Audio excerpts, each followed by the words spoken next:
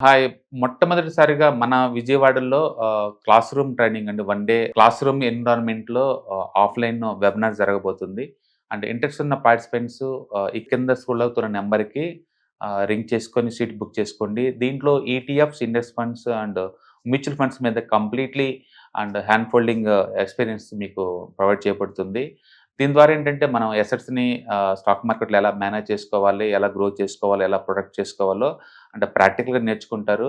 And ఇప్పటి వరకు మనం ఆన్‌లైన్‌లోనే మీరు అటెండ్ అవుతున్నారు. ఇక నుంచి మీరు మన విజయవాడ సిటీలోనే అండ్ లైవ్‌లో క్లాస్ రూమ్ ఎన్విరాన్మెంట్‌లో నేర్చుకునే ఛాన్స్ దొరుకుతుంది. కాబట్టి ఇంట్రెస్ట్ ఉన్న పార్టిసిపెంట్స్ కింద స్క్రోల్ అవుతున్న నంబర్‌కి పింగ్ చేసి సీట్ రిజర్వ్ చేసుకోండి. Thank you. నమస్తే అమ్మా. నమస్తే అమ్మ జయలక్ష్మి. అమ్మా, హ్మ్. తల్లికి ఎంతమంది పిల్లలున్నా కూడా సమానం. అవునమ్మా. 10 మందున్నా, ఇద్దరున్నా హ్మ్. అందరి మీద సమానమైన ప్రేమ, సమానమైన వాత్సల్యం ఉంటుంది. ఉంటుంది. కానీ పెరిగి పెద్దయ్యాక పిల్లల మనసుల్లో ఎలా ఉంటుందంటే, తమ్ముడిని బాగా చూసుకున్నారు, లేదా అక్కని బాగా చూశారు, మంచి వాడికిచ్చి పెళ్లి చేశారు, మంచిగా చదివించారు, నాకేదో అన్యాయం జరిగిపోయింది, నా తల్లిదండ్రులకి నేను ఇష్టం లేదు అని ఆ, ఒకలాంటి ఇష్యూస్ అమ్మ ఇద్దరి మధ్య.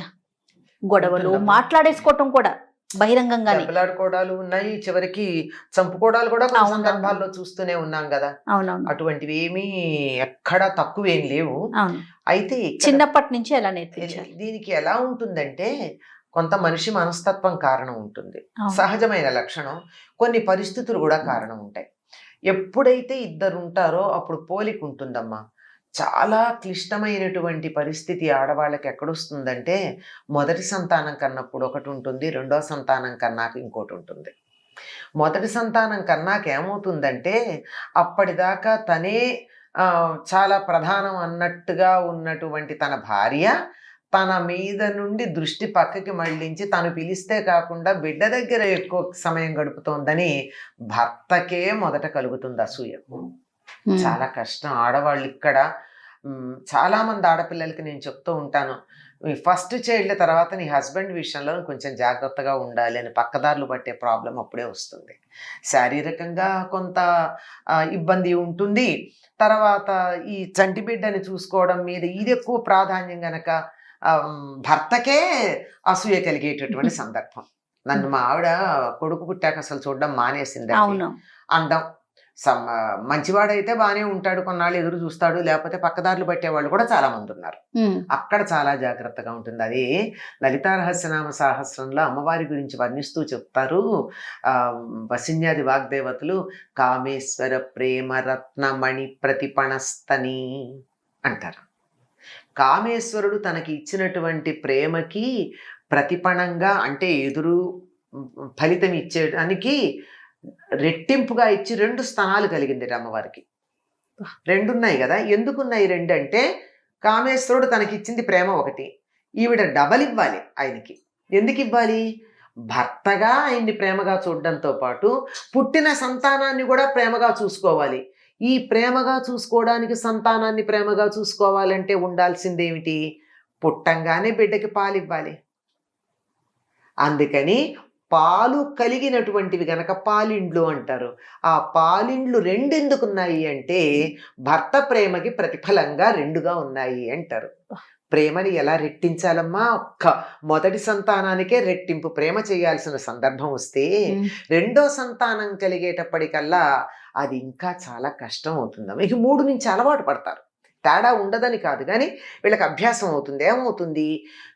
ఇప్పటిదాకా మొదటి బిడ్డ అపురూపంగా చూసుకుంటారు. రెండో బిడ్డ కనంగానే మరి దృష్టి తల్లిది రెండో బిడ్డ మీదకెడుతుంది కదా.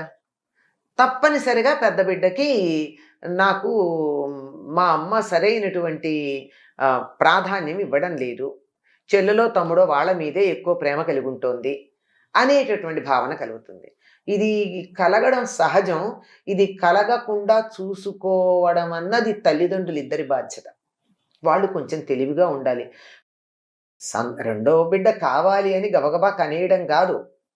రెండో బిడ్డని కనడానికి తగినటువంటి వాతావరణాన్ని కల్పించుకోవాలి. ఈ మాట అంటే చాలామంది ఆర్థికంగా బాగుండడమా ఇలా ఇవన్నీ అంటారు. వీటన్నిటితో పాటు వీళ్ళు మానసికంగా కూడా సిద్ధపడాలి రెండో సంతానం కనడానికి. ప్రయత్నం చెయ్యాలి. ఎలా అంటే గర్భవతి అయినప్పటి నుంచి చాలా జాగ్రత్తగా నీకు చెల్లెలో తమ్ముడో పుడతారు, నువ్వు పెద్ద, వాళ్ళు చిన్న, నువ్వు వాళ్ళ బాధ్యత తీసుకోవాలి, నువ్వు వాళ్ళని చూడాలి. You are big, you are great. The tiny small baby, దాన్ని నువ్వు ముద్దుగా చూసుకోవాలి. నువ్వు పెద్దవాడివి లేదా పెద్దది, వాట్ ఎవర్ ఇట్ ఈస్, కనుక నువ్వు చాలా గొప్ప గనక ఆ చిన్న బేబీని జాగ్రత్తగా చూసుకోవాలి. నీ బాధ్యత అంతా పిల్లలకు అప్పచెప్పడం లాంటి ప్రిపరేషన్ తల్లి చేయగలిగిందంటే, తల్లి కానీ తండ్రి కానీ ఈ అసూయ రాదు. అంటే ఏమవుతుంది, ఆ రెండో శిశువు మీద తల్లి ప్రేమ చూపిస్తోంది, తప్పదు, దాన్ని తండ్రి కాంపెన్సేట్ చేయాలి. అమ్మ చిన్న బేబీకి అవసరం కదా, అమ్మ దగ్గర పాలు తాగుతాడు కదా చిన్న బేబీ, పెద్ద బేబీ నువ్వు నేను ఇచ్చినా తాగుతావుగా, ఇదిగో బాటిల్ నేను ఇస్తున్నా అని చెప్పి ఇచ్చి దాన్ని కాంపెన్సేట్ చేయగలిగినటువంటి తండ్రి ఉండాలి. దాంతోపాటు చెప్పాలి, చిన్న బేబీ నువ్వు చూడన్నా, నీకే కదా, నువ్వు పెద్దవాడి అయిపోయావు కదా, యు ఆర్ బిగ్ అని చెప్పి వాడిని కొంచెం బూస్టప్ చేయాలి. ఈ బూస్టప్ చేసేటటువంటిది కూడా జాగ్రత్తగా చేయకపోతే వాళ్ళ మీద పెత్తనం చేస్తారు వీళ్ళు తర్వాత. అక్కడ కూడా జాగ్రత్తగా ఉండాలి. ప్రతి దాంట్లోనూ ఎక్కడికక్కడ సెల్ఫ్ చెక్ చేసుకుంటూ జాగ్రత్తగా కనుక ఉన్నట్టయితే ఆ చిన్న పిల్లడి బాధ్యత నాది అనే అభిప్రాయం కలిగిస్తే ఈ పెద్దవాడికి కాస్త అసూయ కలగడం మారుతుంది. నాకు పెద్దరికం వచ్చింది చూడు, నువ్వు పెద్దగా ఉన్నావు, నువ్వు నడుస్తున్నావు, పాపం ఆ బేబీ నడవలేదు, ఆ చెల్లెలో తమ్ముడు నడవలేదు, చూసావా, నేను చూసి నవ్వుతున్నాడు, నువ్వంటే ఇష్టం రా వాడికి అని ఇట్లా నేర్పించి పెద్దవాడిని చేయొచ్చు. అయిన తర్వాత ఈ కాస్త ప్రాధాన్యంతో వీడు కాస్త పెద్దరికంగా ప్రవర్తించడం మొదలు పెడితే ఆ చిన్నవాడో చిన్నదో తర్వాత అన్నకి ప్రాధాన్యం ఇచ్చారు నాకు ఇవ్వలేదని మొదలవుతుంది. ఎక్కడైనా వస్తుంది. అక్కడ వాళ్ళకి నీకు ప్రొటెక్షన్ ఉంటుంది, నేను కాపాడతాడు, ఇట్లాంటివేవో చెప్పాలి. అందరూ ఒకేలా ఉంటారని చెప్పలేము. మా మనస్తత్వం, పెద్దవాళ్ళు కాస్త బలహీనంగా అంటే మానసికంగా బలహీనంగా ఉండొచ్చు, రెండో వాళ్ళే వీళ్ళని కాపాడే పరిస్థితి ఉండొచ్చు. దాన్ని చూసుకోవాలి. చూసుకుని తల్లిదండ్రులు కొంచెం మేనేజ్ చేస్తే తప్ప ఈ చిన్నతనంలో మనస్సులో పడినటువంటి భావాలు చాలా గాఢంగా ముద్రించుకుపోతాయి. 5 ఏళ్ల లోపల పడిన భావనలు చాలా స్ట్రాంగ్గా ఉంటాయమ్మా. ఆ క్షణాన బయటపడినా పడకపోయినా జీవితంలో ఎప్పుడో ఒకప్పుడు మేమున్నామని చెప్పి ఇలా బయటకు వస్తూ ఉంటాయి. అవి వచ్చి బాధించకుండా ఉండాలి అంటే వీళ్ళని ఎక్కడికక్కడ జాగ్రత్తగా చూసుకుంటూ రావాలి. ఈ సమానంగా చూడడం అన్న దగ్గర కూడా చిన్న ఒక తేడా గమనించాలి. సమానత్వం అంటే ఏమిటమ్మా? ఏమిటి సమానత్వం? It's a myth. నేను ఎప్పుడు చెప్తా, ఈక్వాలిటీ ఈజ్ ఎ మిత్. శరీరంలో ఉన్నటువంటి కుడి ఎడమ భాగాలే సమానంగా లేనప్పుడు ఇద్దరు సమానంగా ఎట్లా ఉంటారు? ఇద్దరితో ఒకళ్ళ యొక్క ప్రవర్తన ఐడెంటికల్లీ ఈక్వల్గా ఎలా ఉంటుంది? అద్దంలో ప్రతిబింబంలాగా ఉండదు. కానీ ప్రాధాన్యం సమంగా ఇవ్వాలి. ఇప్పుడు ఆ రెండో బిడ్డ నెలల బిడ్డ అయితే పాలిస్తాం ఆకలిస్తే, పెద్ద బిడ్డ 5 ఏళ్ల వాడైతే అన్నం పెడతాం. అంతేగాని సమానంగా ఉండాలని వీడికి పాలే ఇచ్చి ఆ రెండో బిడ్డకు కూడా అన్నమే పెట్టం కదా. ఎవరి కడుపు నింపటంలో సమానత్వం ఉండాలి, ఎవరికి తగింది వాళ్ళకి ఇవ్వాలి. ఈ తేడా వీళ్ళు తల్లిదండ్రులు గమనించుకుంటూ ప్రవర్తనలో ఆ సమానత్వాన్ని చూపిస్తూ పిల్లలకి కూడా ఈ విషయాన్ని సందర్భం వచ్చినప్పుడు ఉపన్యాసాలు ఇచ్చినట్టు పాఠాలు చెప్పినట్టు కాకుండా సటిల్గా అర్థమయ్యేట్టు చెప్పాలి. ఎట్లా? ఓ చిన్న ఉదాహరణే తీసుకుందాం. ఏదన్నా చెప్తే చిన్నదానికి అర్థం కాలేదు, పెద్దవాడికి అర్థమైంది. చూసావా, నీకు అర్థమైంది, చిన్నపిల్ల కదా నాన్న ఇంకా తెలియదు అని చెప్తే హీ ఫీల్స్ హ్యాపీ. లేదా వాడు ఏదన్నా తీసుకొచ్చి దీనికి ఇస్తే, అన్న పెద్దవాడు కదా, నువ్వు వెళ్ళలేకపోతే అన్న తెచ్చి ఇచ్చాడు చూసావా, హౌ నైస్ హీ ఈస్. వాళ్ళిద్దరి మధ్య ప్రేమని పెంచాలి.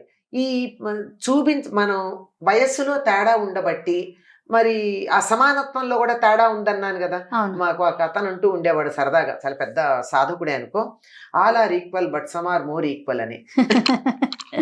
ఇట్లా ఈ మోర్ ఈక్వల్ అన్న దాని గురించి మనం కొంచెం జాగ్రత్తగా చూస్తూ వాళ్ళకి ఈ మోర్ ఈక్వల్ అనేటటువంటి కాన్సెప్ట్ ఏదైతే ఉందో అది అర్థమయ్యేట్టు చెబుతూ తల్లిదండ్రులు చూపించేటటువంటి ఈ భేదంలో ఏదైతే ఉందో అది అవసరానికి మాత్రమే తప్ప ప్రేమ ఒకటి. ఎక్స్ప్రెషన్లో తేడా. అమ్మాయికి గాజులు రిబ్బన్లు కొనిస్తే ఆ అబ్బాయికి బంతి కొనిస్తారు, అంతే. మరి నాకు గాజు రిబ్బన్లు కొని మరి సమానత్వం కోసం అడగట్లేదు కదా. కాదు.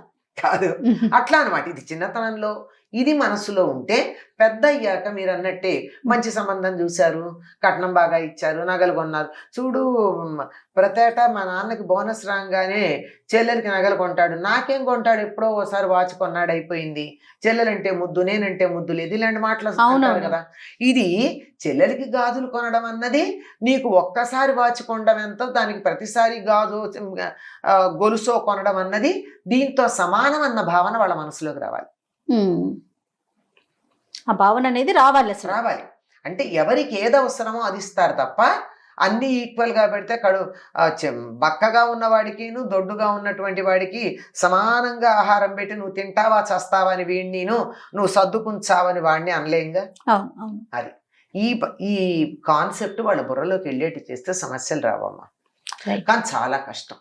చెప్పడం చాలా తేలిక, ఇవన్నీ చెప్పడం చాలా తేలిక.